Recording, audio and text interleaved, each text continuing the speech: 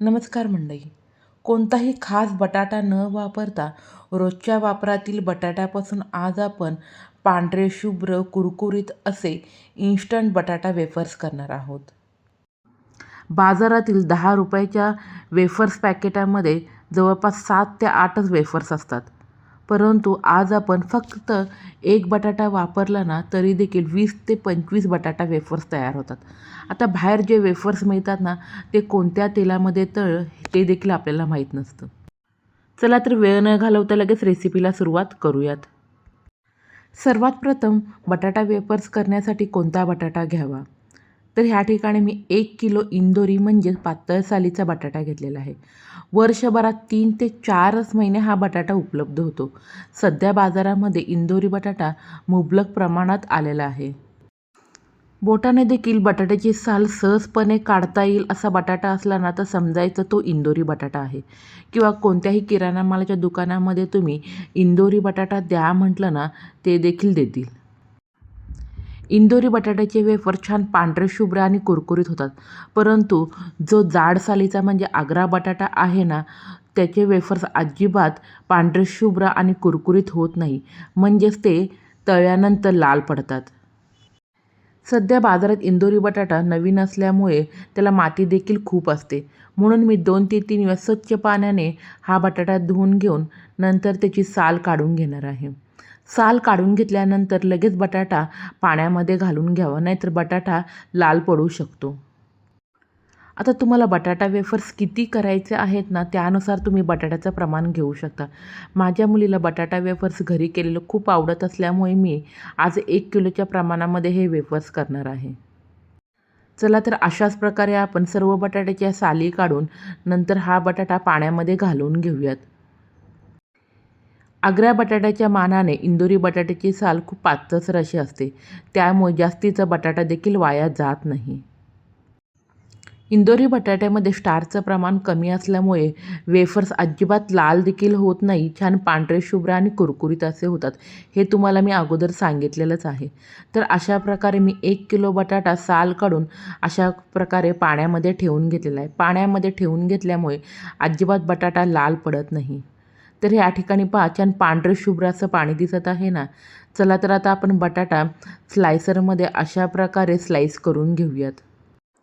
आता बटाट्याच्या स्लाईस करताना स्लायसर अशा प्रकारे पाण्यामध्ये ठेवून घेतल्यामुळे अजिबात स्लाईस ह्या लाल पडत नाहीत.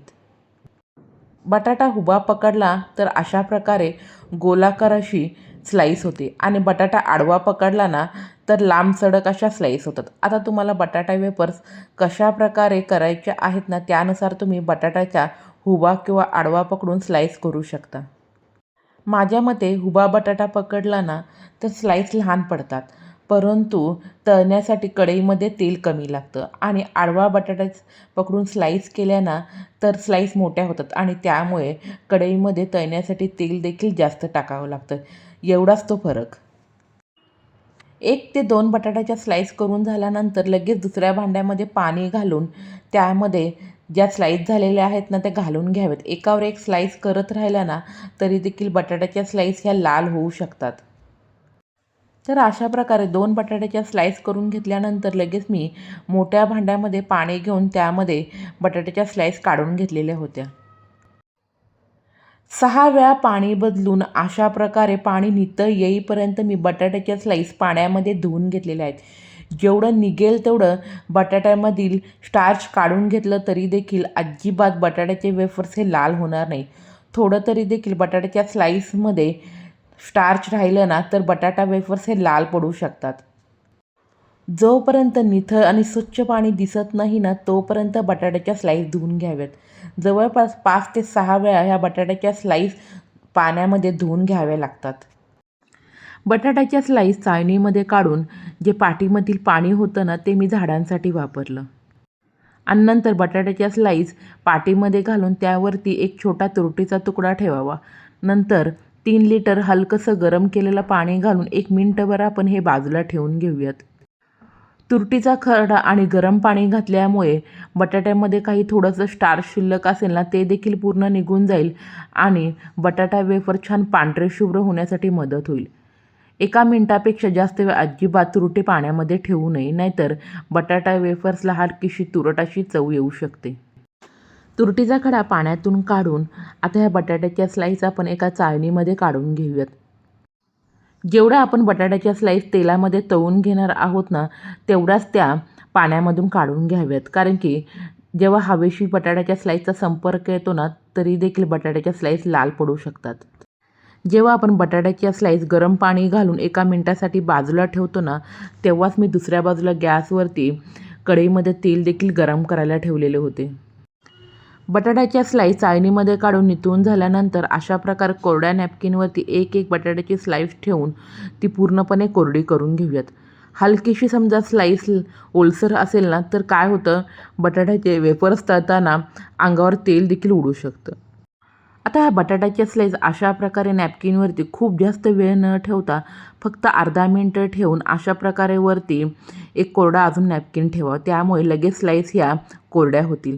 तोपर्यंत आपण एका छोट्या वाटीमध्ये 1 चमचा मीठ आणि थोडंसं पाणी घालून अशा प्रकारे बटाटा वेफर्सला मीठ लावण्यासाठी मिठाचे पाणी तयार करून घेतलेले आहे. अर्ध्या मिनिटानंतर लगेच हा कोरडा नॅपकिन बाजूला काढून या ठिकाणी पहा, बटाट्याच्या स्लाईस देखील छान कोरड्या झालेल्या आहेत.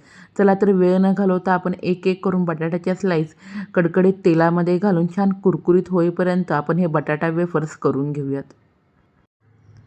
बटाटा वेफर्स तळताना तेल कडकडीत गरम नसेल ना, तर बटाटा वेफर्स तेल देखील खूप पितात, हवे तसे अजिबात कुरकुरीत होत नाही किंवा लाल होतात. त्यामुळे बटाटा वेफर्स तळताना कधीही तेल छान कडकडीत गरम असायला हवं आणि गॅसची आच देखील मोठी असावी. मंद किंवा मध्यम आचेवरती बटाटा वेफर्स तुम्ही तळायला गेलात ना, तरी देखील हवे तसे मार्केटसारखे अजिबात होणार नाही. हलकेसे वेफर्स तळत आल्यानंतर त्यामध्ये आपण 1 चमचाभर मी मिठाचं पाणी देखील घालून घेतलं आहे. तेलामध्येच अशा प्रकारे मिठाचं पाणी घालून घेतल्यामुळे बटाट्याला छान मीठ देखील लागलं जातं. तेलाच्या एका घाण्यामध्ये जेवढ्या बटाट्याच्या स्लाईस तळणार आहात ना, तेवढ्याच बटाट्याच्या स्लाईस पाण्यातून बाहेर काढून नॅपकिनवरती कोरड्या करून नंतर त्या तळून घ्याव्यात. सर्व स्लाईस पाण्याच्या बाहेर काढल्या तरी देखील बटाट्याच्या स्लाईस ह्या लाल होऊ शकतात. तर आज आपण साध्या बटाट्यापासून हे मार्केट स्टाईल बटाटा वेफर्स केलेले आहे. गरम असताना त्यावरती मी थोडीशी मिरची पावडर भुरभुरून घेतलेली आहे. तुम्हाला ज्या फ्लेवरचे बटाटा वेफर्स आवडतात ना, ते फ्लेवर तुम्ही गरम असताना बटाटा वेफर्सवरती घालू शकता. छान पांढरे शुभ्र कुरकुरीत असे हे बटाट्याचे वेफर्स तयार झालेले आहे. नेहमीप्रमाणे रेसिपी आवडली असेल तर नक्की लाईक करा, जास्तीत जास्त शेअर करा. अशाच नवनवीन रेसिपी पाहण्यासाठी माझ्या चॅनेलला सबस्क्राईब करा. बेलची घंटी वाजवायला विसरू नका. धन्यवाद.